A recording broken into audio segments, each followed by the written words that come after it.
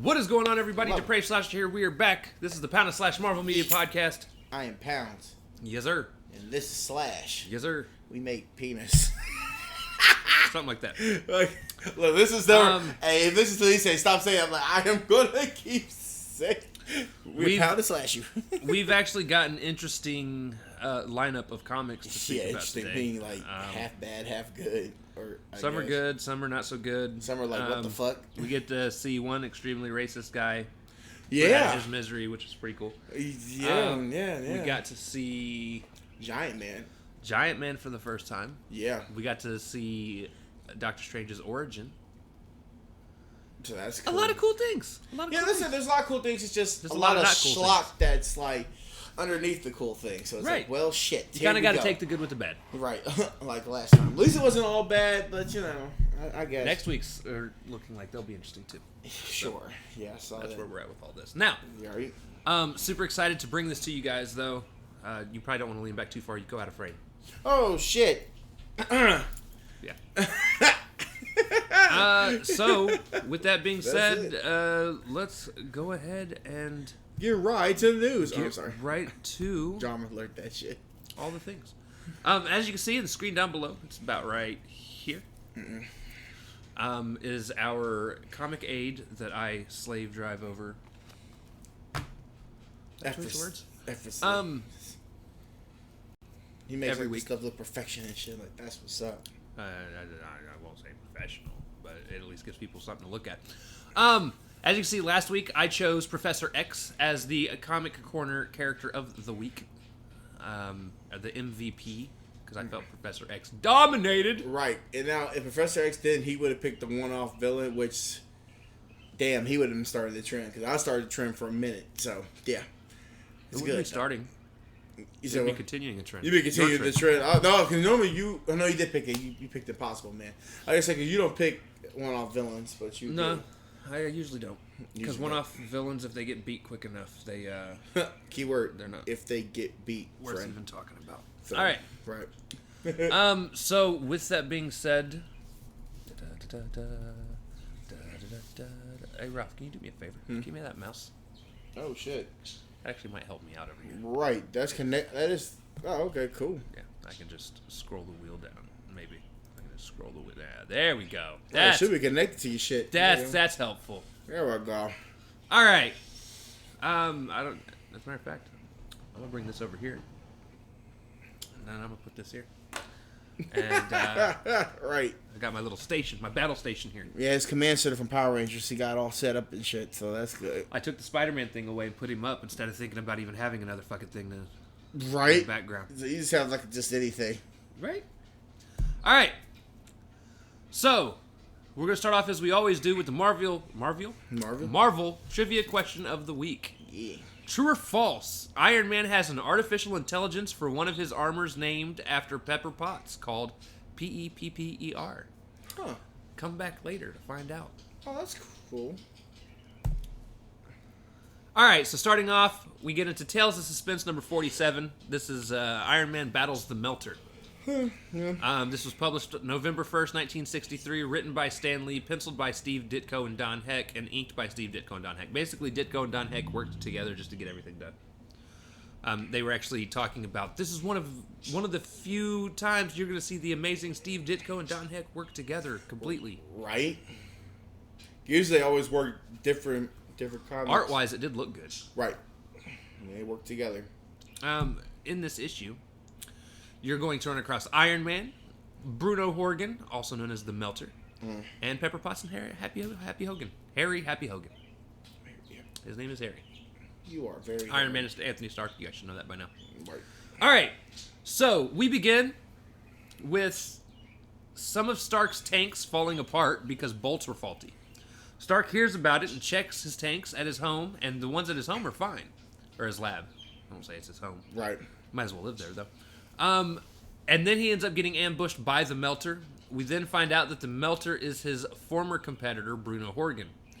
He had his tank army contract pulled because of faulty parts, and then his faulty parts, and Stark ended up earning those contracts. Right.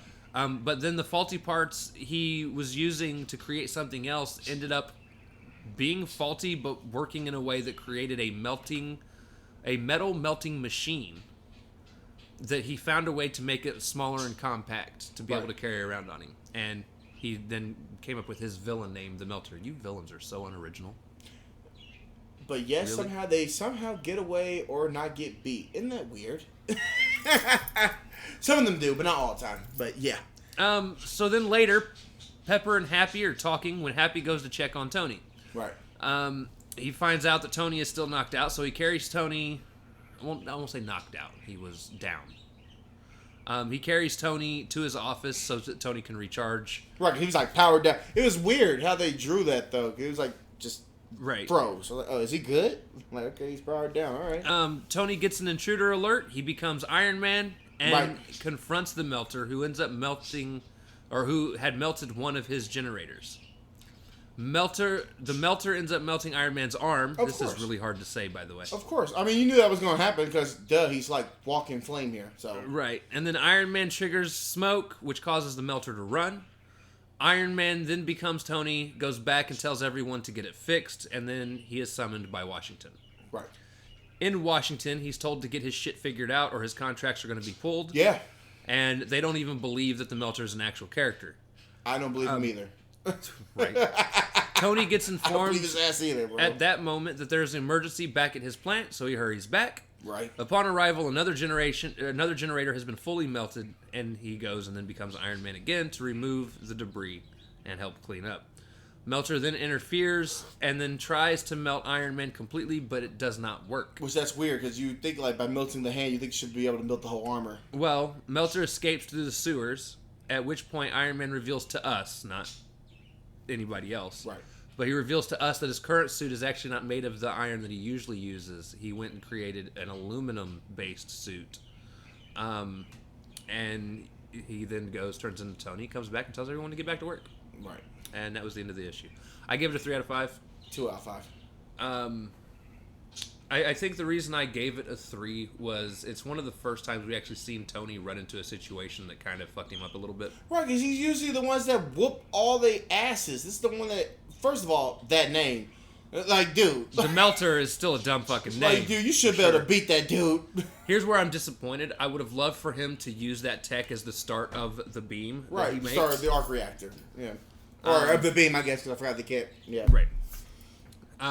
But, yeah, so...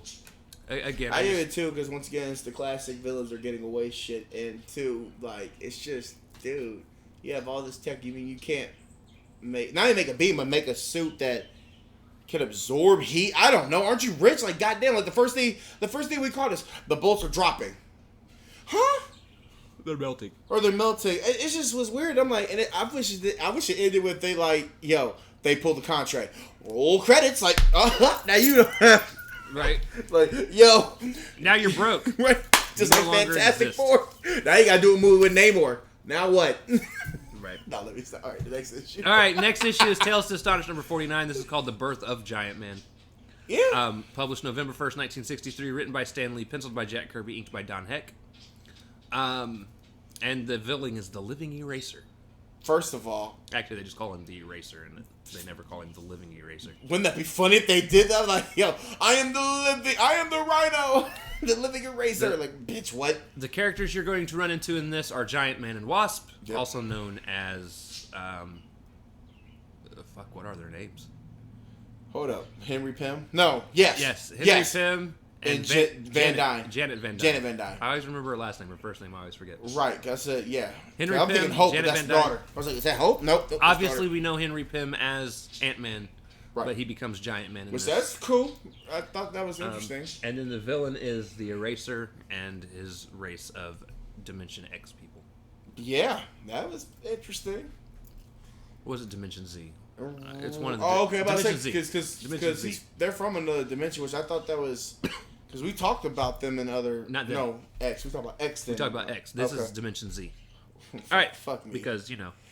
X, Y, Z, A, Right. B, C. So we start off with Henry Pym growing big and exploding out of his house. Pause. Wasp comes by and shrinks him with a pill that she shoves in his mouth. Pause on that too. Like We then everything. get We then get a playful but dickish banter between Henry and Janet. Oh God! As they perfect their growth and shrinking pills. Yeah. We then see the Eraser making a guy and a scientist disappear. Hey, that was badass though. He said, "Hey, you're the going." way he does it though, like he wipes and Yo, then part he of them Thanos disappears. them. You're done. You're done. Wax on, wax off. He did Right. Mr. Miyagi on your ass. Try that shit.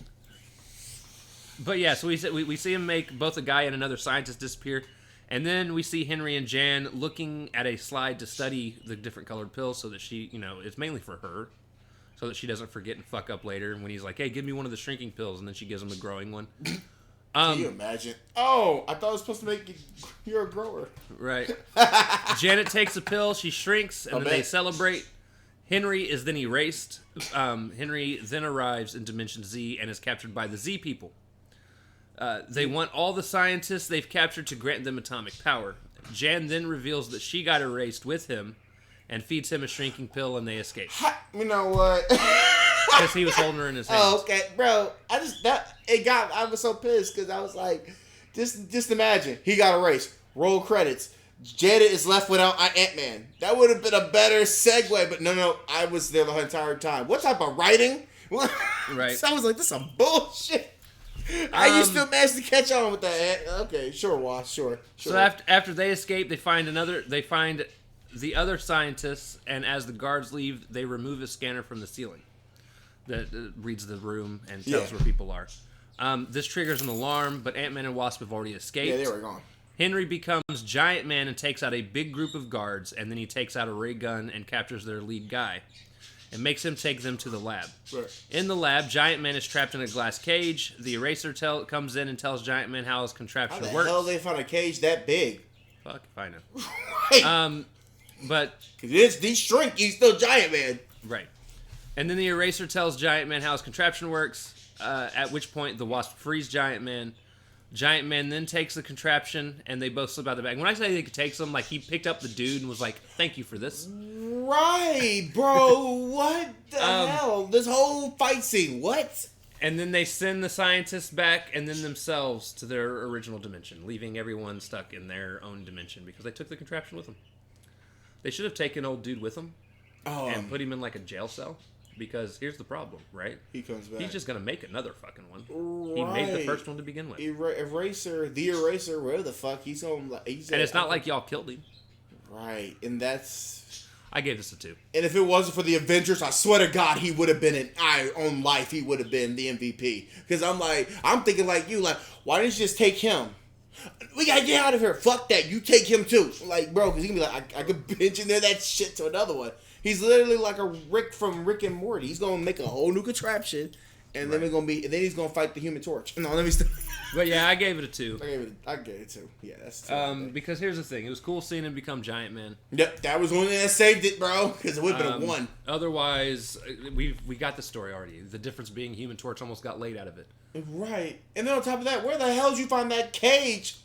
That cage is crazy, bro. I planned for this. Really? for a big ass person? Right. Okay, Scooby Doo Batman. All right, cool. Next up. Oh my God. We get the Avengers, issue number 2. And this is called The Avengers Battle the Space Phantom. I thought the cat was gonna leap on your computer. This was published November 10th, 1963, written by Stan Lee, penciled by Jack Kirby, inked by Paul Reinman. Yeah, we haven't heard his name in a minute. He's been around. The characters we're going to see in this are the Avengers, which is Hulk, a.k.a. Bruce Banner, Iron Man, a.k.a. Anthony Stark,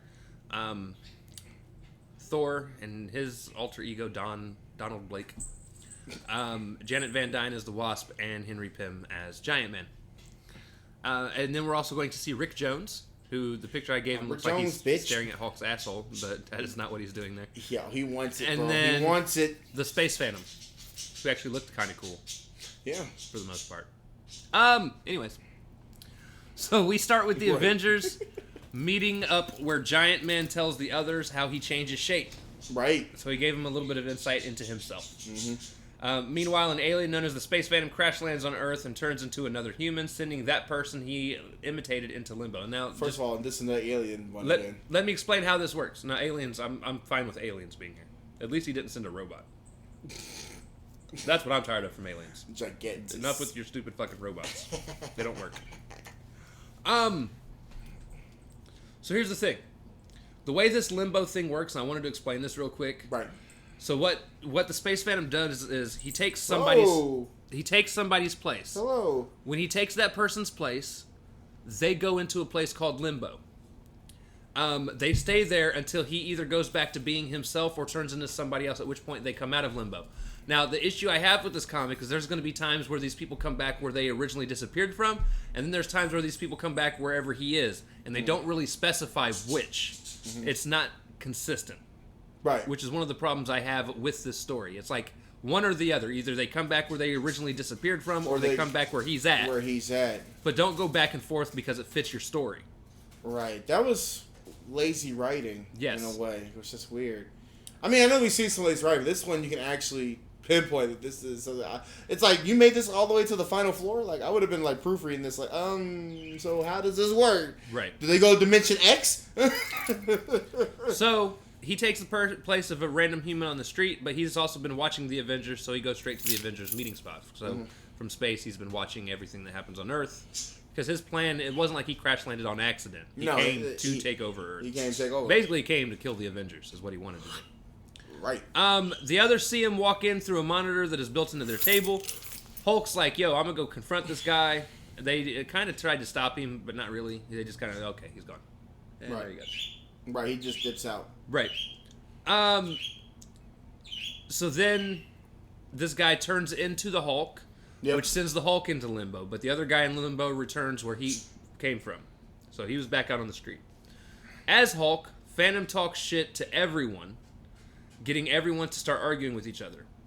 Hulk Phantom then leaves and starts causing destruction out on the street. Rick Jones shows up. Rick Jones, bitch. And is like, yo, Hulk, what are you doing? And Hulk realizes that Rick probably knows who he is, so he's kind of trying to play along. So that Rick doesn't... Because remember, that's still his person, his friend, or something. I don't know what the hell he is. There's something. He has something to him.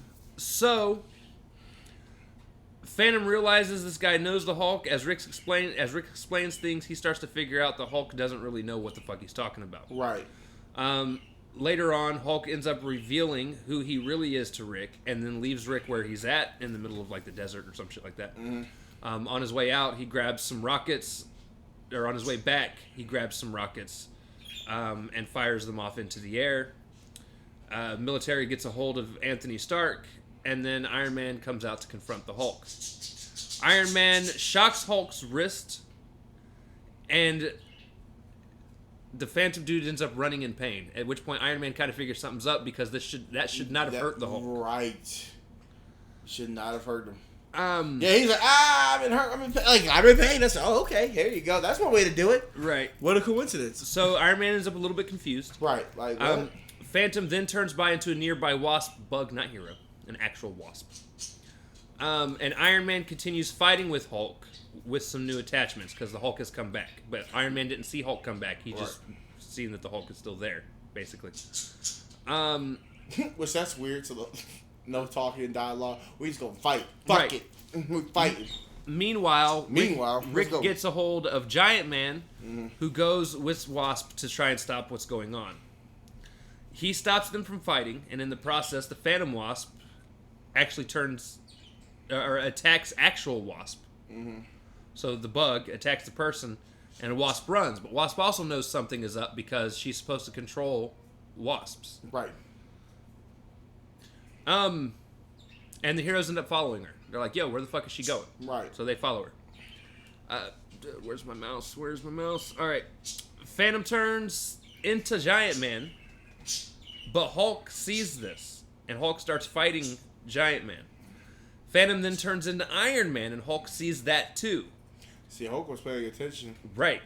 Meanwhile, Wasp gets Thor, and Thor comes back to join the fight. Thor rusts Phantom Iron Man with a rainstorm, and Space Phantom then tries to turn into Thor. But it ends up throwing him into limbo because since Thor isn't human, it backfired on him. Right.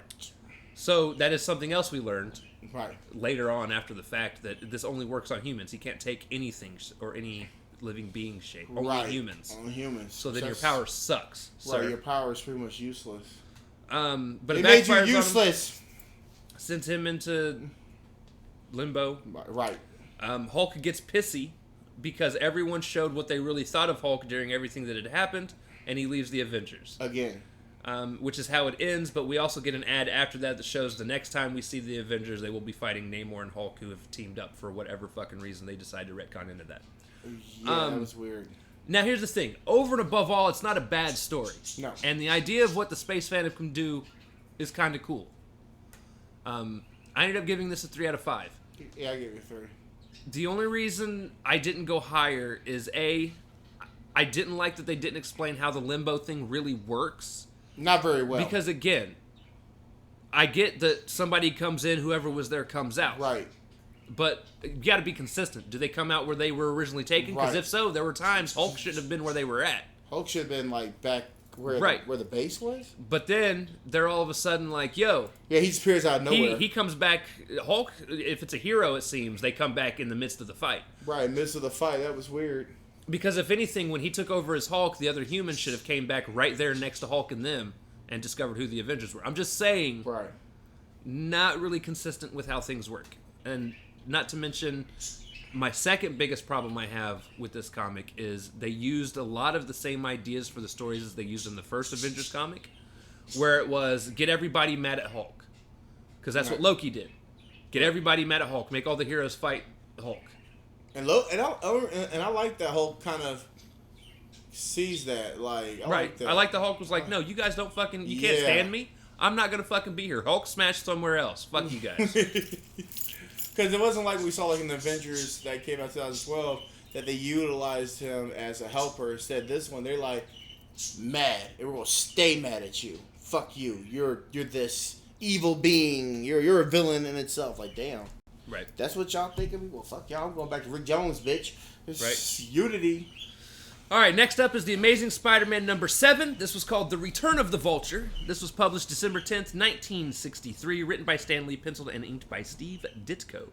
Right. The characters you are going to see in this issue are Spider-Man, also known as Peter Parker, Aunt May, J. Jonah Jameson, Betty Brant, and the Vulture, also known as Adrian Toomes. Yep. All right.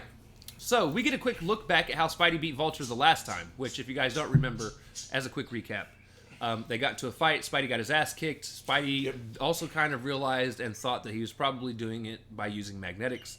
He goes and creates a device that completely reverses the poles of the magnetic poles, reverses them.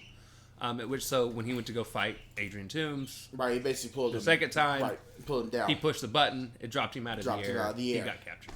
Right. All right. I thought it clipped his wings, but no, he just got dropped. He got pulled down. Right. So we then see Adrian Toomes in jail, basically being a model citizen, and as such, he gets access to mechanics that he actually uses behind the warden's back to make a new flying gizmo that helps him escape prison. At school, Peter is playing volleyball when he hears about Vulture's escape, so he leaves, turning into Spider-Man, and heads out to find Vulture.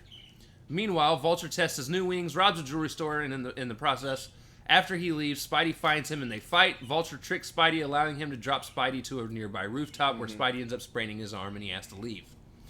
At home, he's almost spotted by Aunt May, but then gets out, and as Peter comes back in through the front door, he lies to her about his arm injury being a volleyball accident, but he'll be fine. Right. Meanwhile, Vulture decides he's going to rob J. Jonah Jameson. Peter tries to sell a picture to JJ of the Vulture, but Vulture interrupts to rob JJ. Peter slips into an office and changes and comes out and chases Vulture through the office, all the while pissing J. Jonah Jameson off because they're destroying the office, basically. You destroyed our office, you menace! Okay.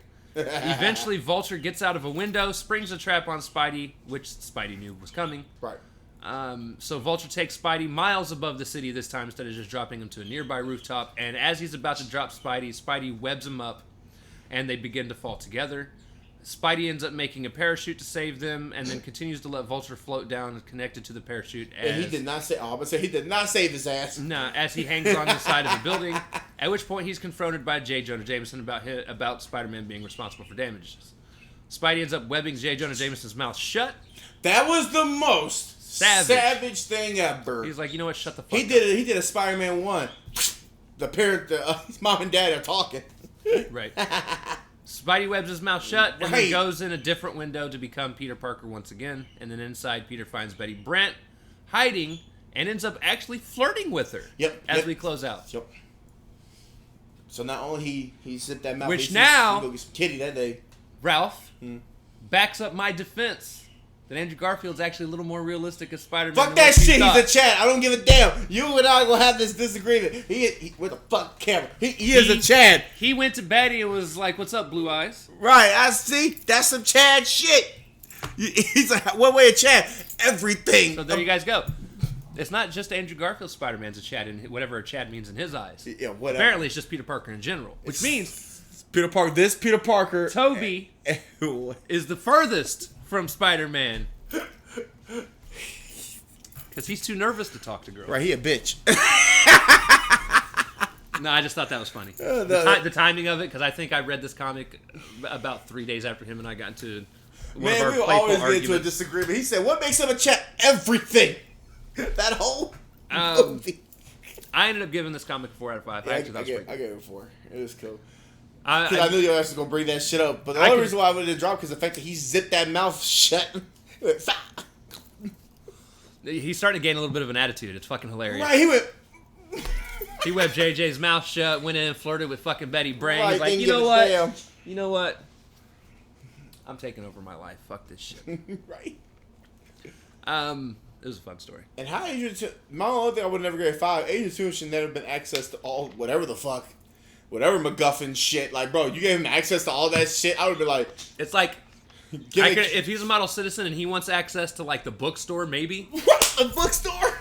The garage? Not a whole garage. But you don't give him access to, like, mechanical things. That's Because like he's just going to try and use that to get out. Like, that's any villain. That would be like a serial killer getting caught and thrown in jail. But you want to throw him with all the knives and guns and everything. But then giving him a knife and allowing people to come in and see him. Right.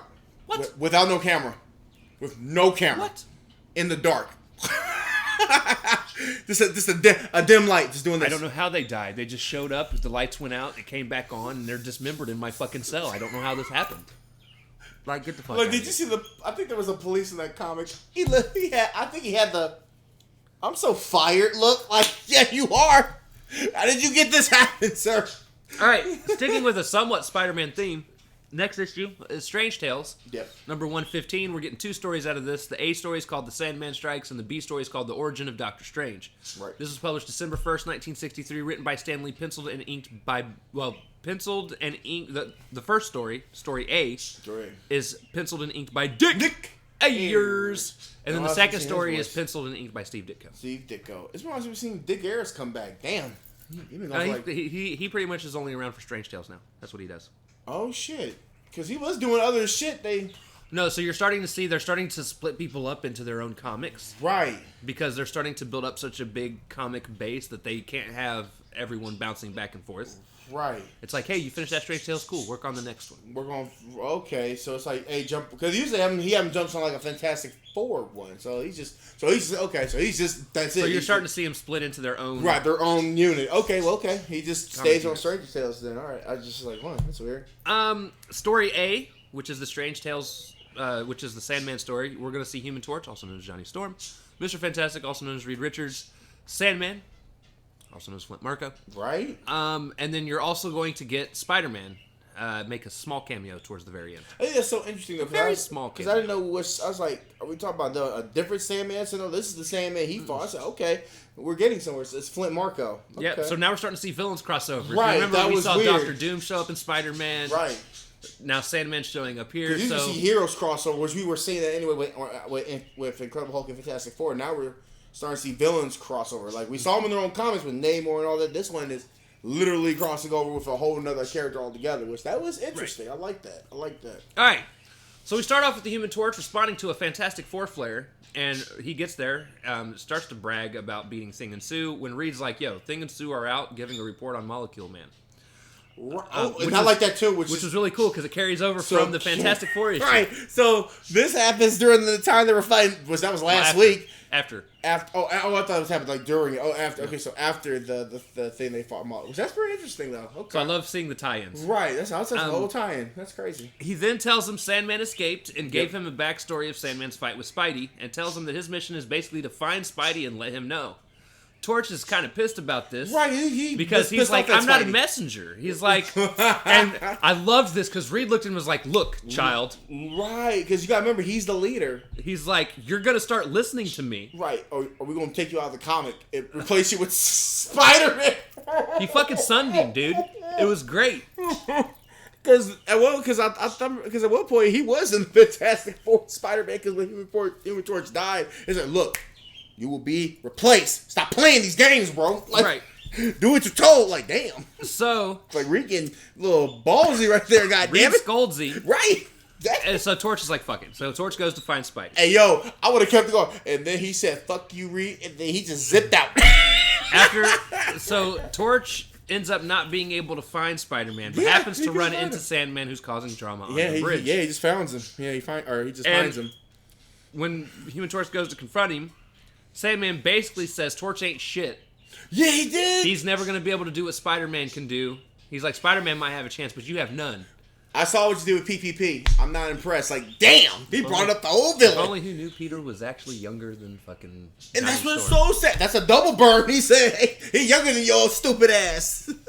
Well, nobody knows. Yeah, I mean, I know. I'm saying that would have been a double burn. Like, not only he can kick my ass, which that's bad. He said, yo, he's younger than you. You're like 18, he's 16. What's going on here, bro? So he basically tells Torch ain't shit and jumps off the bridge. Right. And Torch flies around looking for him. We eventually find that what actually happened was Sandman jumped off the side, but stuck himself to the bottom of the bridge. His sand made him adhere to the bottom of the bridge where he hung out until everyone left. And then he came out and walked off. Later, he still could do his human form. Later, Torch dresses as Spider-Man and sits on top of a skyscraper using a megaphone to call out Sandman. Sandman overhears it from a TV in a department store and ends up going to the skyscraper. He sneaks up behind him and hits him and knocks him off the building, kind of like a minor, like, stunning knockout. That's when Sandman should have known that was not Spider-Man. Spider-Man would have been able to caught that quickly. Well, he even says his spider sense must not be working right now. And he fucking basically knocks him the fuck off. It's great. Yeah, poor Human Torch. He's just trying to get a break here. Human Torch is free falling, wakes up mid fall, flames on, and goes back up to the top. Sandman then leads him on a chase through the building to make Torch use up his flame power. Which that's smart. Torch lights a bunch of fires and causes the sprinkler system to trigger, putting out half of his flame, but also muddying half of Sandman, making him a little more solid. Right. Sandman grabs him, but then Torch runs him through sprinklers to muddy up the rest of him, but also ends up putting out the rest of his flame in the process. Sandman thinks he's won, but first off, just like everybody else, he's been taught karate by Reed Richards, so he at least knows some karate maneuvers. But on top of it, being a hero, he does have enhanced strength as compared to normal people. Right. So he ends up spinning Sandman around in a bunch of circles, making him extremely dizzy. Right. And then once he puts him down, he punches him hard enough to knock him out. Police come and arrest Sandman. Spidey then shows up. Right. Just happy that Sandman didn't kill Torch. But then Spidey does say, soon, this town won't be big enough for both me and Torch. Let's go! Round 2, bitch. Even though you ain't gonna whoop his ass, let me tell you, Spider-Man gonna whoop your ass. I'm a Chad, bitch. You understand? And again, I actually give this issue a 4 out of 5. Yeah, 4 out of 5. Yeah. I thought it was actually pretty good. Yeah. And that means the next Strange Tales is probably going to suck because they go back and forth. But yeah, it was a really fun story. It was fun. He actually stopped. This is like his third or fourth villain he's stopping. Yeah, he actually stopped the villain. He thought his way through the fight. Right. And beat Sandman in a way that Spidey hasn't even done yet. Yeah, he hasn't done that yet. By being Spider-Man, hello. Because that's the only way to get him out of hiding. Because he couldn't go in there with Human Torch because he was just talking shit. He had to go in literally as Spider-Man to get this dude up out of here. But I said that's kind of smart. So then story B is actually called The Origin of Doctor Strange. We're going to see Doctor Strange, who's actually going to be Stephen Strange throughout most of the story. They finally name drop the Master as the Ancient One. Yes, he did. And then Baron Mordo is also in this. So we start off with Stephen Strange approaching the Ancient One. Finally, and I said finally because they did finally call him the Ancient One. Approach the Ancient One. Asking to be cured of an issue that he had. The Ancient One, and this is going back in the past. This isn't current. This is him as Dr. Stephen Strange. Right, when he was still a doctor. Yep. Asking to be cured. The Ancient One lifts him in the air with magic and then peers into Strange's memories and sees Strange was a master surgeon who only cared about money. He later got into a car accident and even though... and that's what I liked. They really followed the MCU. That is well, the great. MCU followed that. Oh, MCU. I'm not saying, yeah, my bad. The MCU followed that, but wow. Right. That was actually good. But in the comics, he actually made a full recovery. Right. Except his nerves were damaged and he could no longer do operations. Right, he couldn't use his hands anymore. He quit the medical field and eventually began to overhear about somebody named the Ancient One who could possibly cure people with magic power. And this is why Strange is here. The Ancient One denies him because of his selfish motives, but still sees some good in him. Strange wants to leave, but it's snowy outside and he'll never make it down the mountain, so the Ancient One has Mordo show him to his temporary room. One night, Strange sees the Ancient One fighting off black magic spirits. Later, Strange decides it's time for him to leave. On his way out, he sees Mordo casting a spell against the Ancient One. Right. However, Mordo actually catches him eavesdropping. Mordo puts a spell on him, keeping him from being able to tell the Ancient One about what is going on. However, no one else can see the spell. It looks like he's just a normal person. Right. Later, Strange tells the Ancient One that he now wants to learn under the Ancient One. Pleased, the Ancient One removes the spell that Mordo had cast on him, revealing that he knew all along Mordo was evil. Right. And knew of what he had done to Doctor Strange, thus beginning years of training leading us to where we are now in the Strange storylines. I give that a 5 out of 5, actually. I give it 4. I give it a 5 out of 5. It was that solid. Was actually interesting because it really played on the whole MCU thing for real. Even though I know it wasn't bow for blow, it's just weird. I'm like, it was nice to see that the MCU almost frame for frame pulled. Because he did get a full recovery from his hands, but he couldn't use them no more at all. Like, it was weird. Right. That's weird. I like that. And then I like the whole Baron Mordo thing, too. Like, just knowing he was evil? But knowing he was evil. But because in the MCU, like, she said something, there's like a dark heart that cast on him. Like, it's like she knew that he was always evil. Yes and no. So, in that, he, became evil and left. In this, he became evil, but still stayed. The Ancient One never let him know that he knew that he was evil because he wanted to keep an eye on him. Because, yeah, he may be evil, he may be trying to kill me, but I know he's trying to do it so I can stop him. Right. Whereas if he leaves here, I have no clue what he's doing. Right, because... But I thought not saying she knew he was evil, but I thought she said like she was going to do like evil deeds or something. It was kind of like something very muddled, but then we didn't care because we had to go get Dormammu. But I like that. I said that's probably the thing I give that one a 5 out of 5. So yeah, it was solid. It was. And now, for the last comic of this one, ladies and gentlemen, this is the Fantastic Four number 21, and it's called the Hate Monger.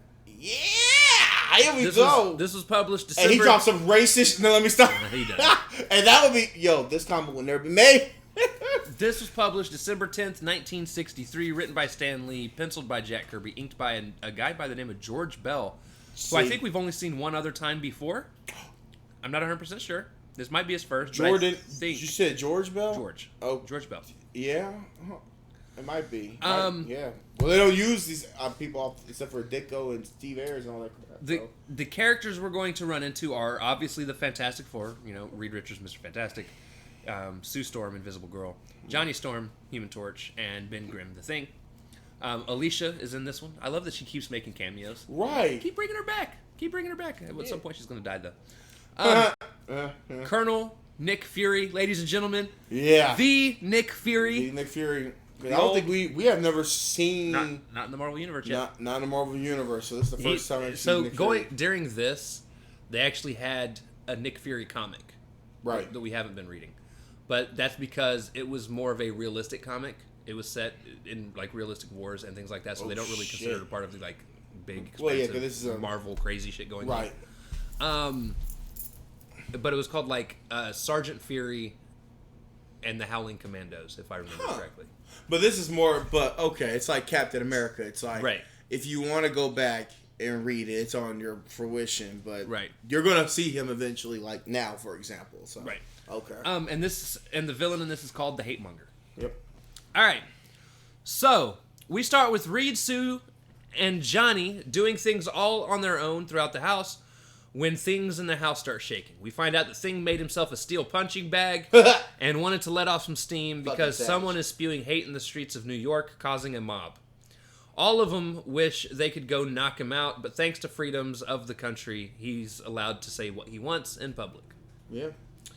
The Fantastic Four go for a walk when they stumble upon a crowd praising the Hate Monger. As the crowd picks on a foreigner, oh dear. Thing then attacks the stand. As the others go to join, the Hate Monger shoots them all with a hate ray gun, making them all hate each other.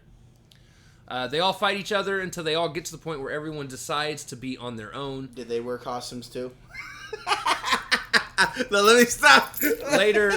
Later, Reed approaches the Baxter building where he's greeted by Colonel Nick Fury. Nick Fury tells him about the mobs breaking out in South America and he needs help. Reed takes the pogo plane and Nick stays back and waits for the rest of the team, who all see the pogo plane leave, and they all get shitty that none of them were taken. Now, they weren't all together when this happened. They were just all individually shitty. And they're like, oh, what's he think he's doing? You know, we're supposed to be working together, and he's just out doing whatever the fuck he wants to on his own. Right. Like, they don't like Nick Fury just come up with this bitch. Like, say, hey. Well, that wasn't even Nick Fury. Oh, yeah, Reed Richards. Just Reed bouncing. My bad, not Nick. Reed Richards. So, Ben leaves Alicia. Not like relationship-wise. I was gonna say, hey, for real, I was like, yo, divorce. That was the real hate monger. He leaves her apartment. Johnny leaves a hot rod show that he's out, and Sue leaves a dress parlor where she was in the process of buying a dress. They all go to the Baxter building where Nick Fury tells them where Reed went. They all get on the ICBM and leave themselves. Hate Monger hears about it and returns to South America himself as well. Meanwhile, we see Reed stop some rebels here and there, and then stumbles onto the hate ray machine in the area. He finds a bunker that is nearby, he goes in, and then is captured by the Hate Monger himself. The Hate Monger then reveals that he will use the moon, that I misspelled horribly, to bounce his ray off of and cover the whole Earth with hate. Right. Too late. We already hate everyone. Right, hello. This is where Nick Fury comes in and demands that the Hate Monger give Reed the antidote. He does, but escapes in the process. However, Reed is back to normal. Right. Reed steals a container of the antidote and then leaves to find the rest of the team, while Nick pursues the Hate Monger. Reed then challenges Torch to a non-power fight. Torch cannot resist because he's a hot-headed dummy. Douchebag. And then Reed uses his powers, cheating. Wait, what? To wrap up Torch and then shoves a pill down his throat. Pause. Torch comes out of his hate thing, and then they team up and basically do the exact same thing to Thing. At which point, Reed then finds Invisible Girl, and they do it to her as well. So now the Fantastic Four are all back to normal, not hating each other. Meanwhile, Nick Fury is fighting the Hate Monger's men and is soon joined by the Fantastic Four. Thing helps taking out the guards, while the Torch and Invisible Girl go work on the Hate Monger. The Hate Monger goes to shoot them with his ray, but Invisible Girl ends up like tipping his arm in the process, and he accidentally ends up shooting his own people, who then shoot and kill him. Yeah. That was crazy. Johnny rounds up the rest of the people that were all fighting that were due to the hate ray, and then they pull off the Hate Monger's mask, at which point they find out it is actually Adolf Hitler, because apparently Adolf Hitler is not dead in the comics, ladies and gentlemen. He they said it was either the actual Adolf Hitler or one of his main body doubles, like body doubles that Hitler was known to have in real life. Well, remember that was. Y'all remember what year that was written? So yeah. Or one of his body doubles. No one seems to know who was which. What? But anyways, the Fantastic Four then head home, and Nick Fury calls the CIA, who he now works for, and tells them that Reed will brief them because he doesn't like talking to people. Yeah. And that's how it ended. I actually gave this a 4 out of 5. I gave it 3 out of 5. It was okay. The main reasons I gave it a 4, here's the thing. I did think the Adolf Hitler reveal was kind of dumb. Yep, that's what dropped it. But I felt like the rest of the comic was extremely solid for me. I loved having Colonel Nick Fury actually involved, and this is like old school Nick Fury. Right. Even to the point he don't even have the eye patch yet. Right. Which I think is pretty cool. That's what really helped it was the fact, and that's why I said that's what helped. I think that's why I gave it a 3 out of 5 because of that right there. This is Nick Fury before eye patch and all that. So okay, so he's still himself doing this, and I like how they bend it with reality and all that crap too. Like I say, he's doing his thing out here, but he'll come into the Marvel verse. He's like, I'm gonna do my thing, and then I'm gonna go ahead and disappear. Which do they ever have? I know they got Nick Fury for the Black Nick Fury. They do have a Nick Fury comic, don't they? For Nick Fury and Howling Commando. Oh, Howling Commandos, right? I thought maybe like they have one like for the future. They will later. Yeah, okay. It's a different one. It's like Nick Fury and Shield or some shit like that. Yeah, okay. Because that's what I was but this is before Shield and all that. Right, he was just he said he was CIA agent. He's working for the CIA. For the CIA. And yeah, everything the way, like I said, I'm loving that they're shaping the Marvel universe. It's getting bigger. Right. Giggity. And it's the pills and shove it, and then they do it to each other. We're progressing the Marvel universe, and I'm here for it. Oh yeah. Until next week when we get a bunch of weird comics. All right. Can't wait for that. All right, so my turn. Your MVP was? It's already on the screen. They already know. You haven't said it yet. Ant-Man or Giant Man. Giant Man. It would have been a one-off villain, but Giant Man kind of stuck out to me because one, even though I didn't really like the origin of Giant Man, it was okay. He's using the Giant Man from the Avengers comic. Not yeah. It was just weird. As I said, I think I said that kind of weird. Like I pick a Giant Man, but I'm using it for the Avengers comic, which is interesting. Because it was a mix between Giant Man, Hulk, and then of course the one-off villain. Like that's really what it was. And Giant Man kind of stuck out to me as being the MVP. He did his dues. I mean, the first thing they did was they he didn't even do a lot of fighting, but the first thing they did, he gathered them and said, "How did you become Giant Man?" Like that is some dope ass shit. Like let me tell you guys.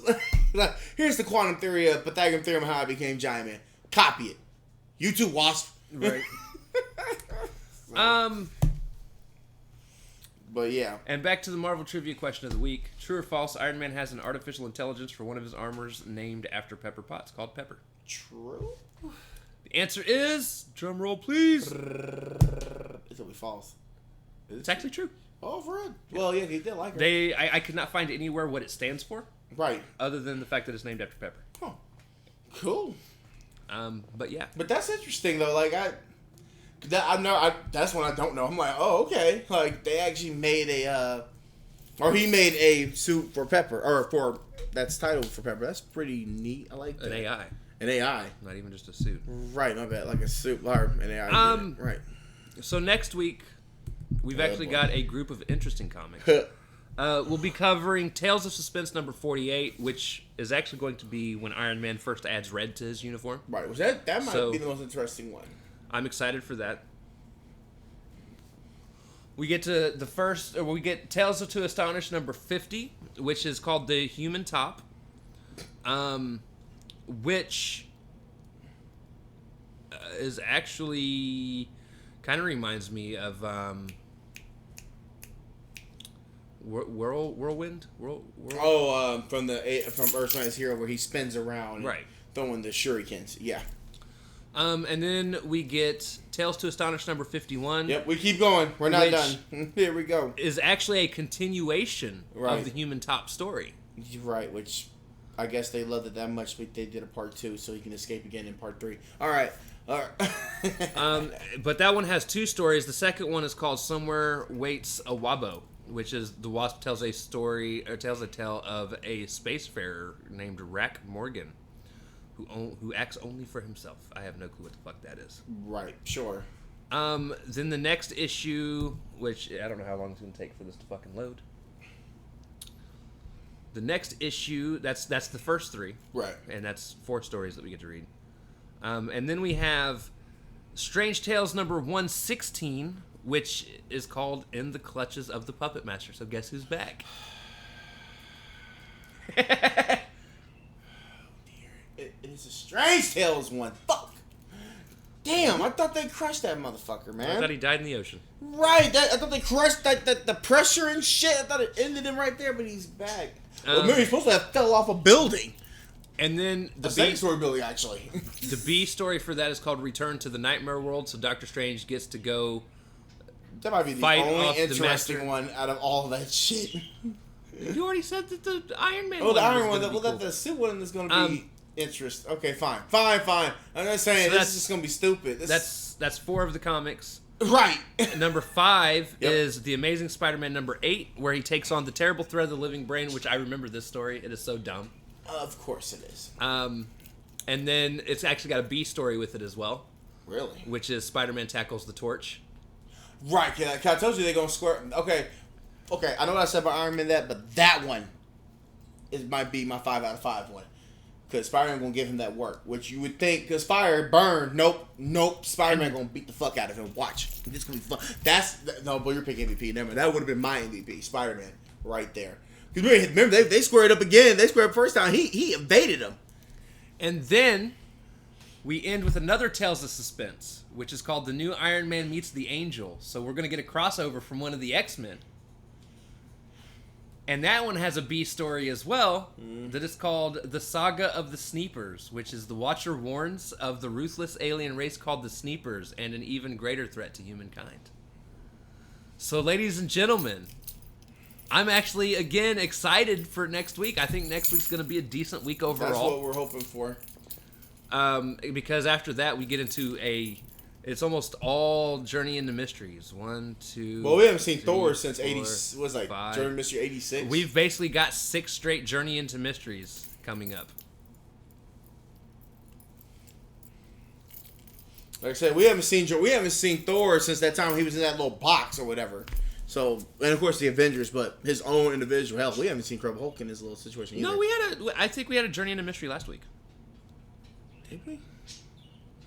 Yeah, because remember he was mad because old girl left him. Oh, yeah. And then he ended up beating the hell out of the lava dude. And then she came back and I got shitty because I wanted her to get choked out. Because like I want to work for you. I'm like, Don, don't do this. It wasn't even the lava dude. The lava dude was the one where she left him. It was the one after that. Oh. Okay. Because Odin was like, hey, you gotta give up this bitch. And he was like, nah. He said, nah, fuck you. Like, and then it's like she's playing with your emotions anyway. I'm like, Don, can you pick a better girl? Like, pick a better female? Like, do you have to pick this one? So, yeah, 4 of the stories we're about to read have 2, or 4 of the comics we're about to read have 2 stories apiece. And then the other 2 are just 1 story. So that's a total of 8 stories. 8 stories. It's going to be a busy week, homie. Yes, it is. 8 stories, 6 episodes of whatever stupid show I just drew. Yeah, we drew keep looking over at the camera. We drew a stupid show. Like, this one, I'm not even going to be feeling either. Because I didn't care too much about the show either because it's a piece of shit. But yeah, pull a stupid one also. So. It's Marvel. We got to cover At least we'll both dog on it, though. Instead of one or the other. Watch, I'll end up really liking it. I'm going to be so shitty. Because you didn't feel X-Men Evolutions, but you going to feel this fucking show? Bro, I'll be so pissed. Like, wait, what the fuck? Nah, we'll see. I'm not going to judge it before I watch it. I'm not excited for it, but... Look, I think it's got a 40% Rotten Tomatoes. I said, yeah, because, no. It's not even good. It's not even a good kid show. How about that? It's not even a good kid show. But all right, guys. But, yeah. That's going to wrap this up. Again, tune in next week where we're going to have 7 episodes of the Superhero Squad show. Superhero Squad. And then next weekend, or next Thursday, we'll have episode 21 of the Comic Corner podcast. Yeah, these bad boys. Let's go. Or the Comic Corner edition of the podcast. With that being said, we love you guys. We'll see you all next week. Boom. Excelsior. I keep looking over here, but it's over there. Excelsior.